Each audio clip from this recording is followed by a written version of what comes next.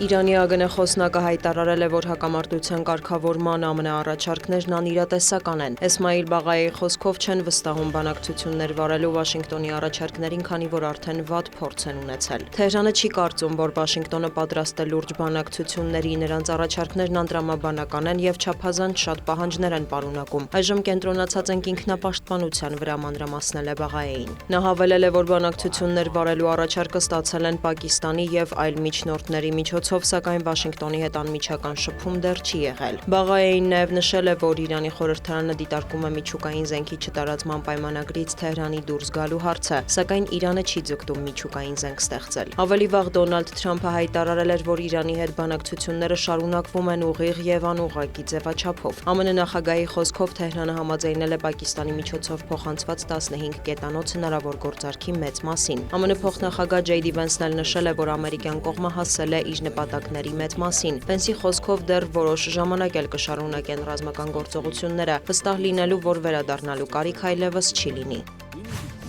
Վոլոդիմիր Զելենսկին մեկնաբանել է Մերձավոր Արևելքում զարգացումների ֆոնին ռուս-ուկրաինական բանակցություններում դադարը։ Ուկրաինայի նախագահը չի կարծում, որ փակուղում են հայտնվել, իսկ Վաշինգտոնի միջնորդությամբ եռակողմ հանդիպումը հետաձգվում է, քանի որ Միացյալ Նահանգները այժմ կենտրոնացած է Իրանի վրա։ Իրավիճակը նաև բարդանում է, քանի որ Մոսկվան չի ցանկանում հանդիպել ԱՄՆ տարածքում, մինչդեռ Կիևը պատրաստ է ցանկացած ձևաչափի, հավելել է Զելենսկին։ Նաև նրա խոսքով Ուկրաինան պատրաստ է դադարեցնել կրակը զատկի տոների ընթացքում, դեմ չեն նաև էներգետիկ հրադադարին։ Պատրաստ ենք խոսել փոխզիջումների մասին, բացառությամբ, եթե դրանք վերաբերվեն մեր արժանապատվությանը եւ ինքնիշխանությանը, շեշտել է Զելենսկին։ Մինչ այդ ռուս-ուկրաինական փոխադարձարվածները շարունակվում են Խարկովի մարզում կա 1 զոհ եւ 1 վիրավոր։ Զոհեր կան Դոնեցկի Կրամատորսկ քաղաքում։ Ուկրաինական ուժերն էլ թիրախավորել են Լենինգրադի մարզի Ուստ-Լուգա նավահանգստի նավթային տերմինալը։ Հրդեհ է բռնկվել, Տագանրոգում էլ հայտնի է 1 զոհի մասին, կան վիրավորներ։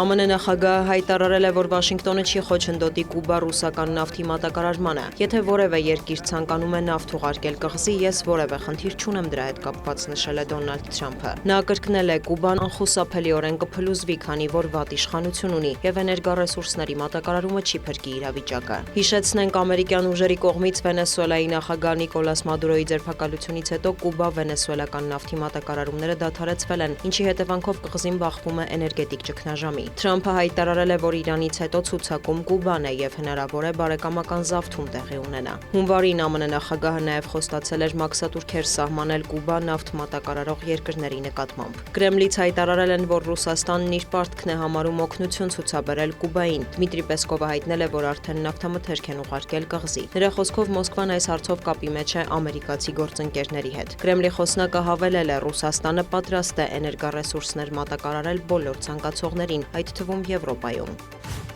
Չինաստանի նախագահը Թայվանի ընդդիմադիր կուսակցության առաջնորդին վերջին 10 տարում առաջին անգամ հրավիրել է Պեկին։ Այցը հնարավոր է տեղի ունենա ապրիլի 7-ից 12-ը։ Այս հայտարարությունը հնչում է ԱՄՆ սենատորների Թայվան կատարած այցի ֆոնին, որը Չինաստանի ԱԳՆ-ն արդեն դատապարտել է, կոչ անելով ամերիկյան կողմին հավատարիմ մնալ մեկ Չինաստանի սկզբունքին։ Թայվանը Չինաստանից անկախություն է հռչակել 1949 թվականին, սակայն Պեկինը Թայվանը համարում է Չինաստանի անբաժանելի մաս, չբացառելով, որ անհրաժեշտության դեպքում կվերադարձնեն կղզին ռազմական ուժի միջոցով։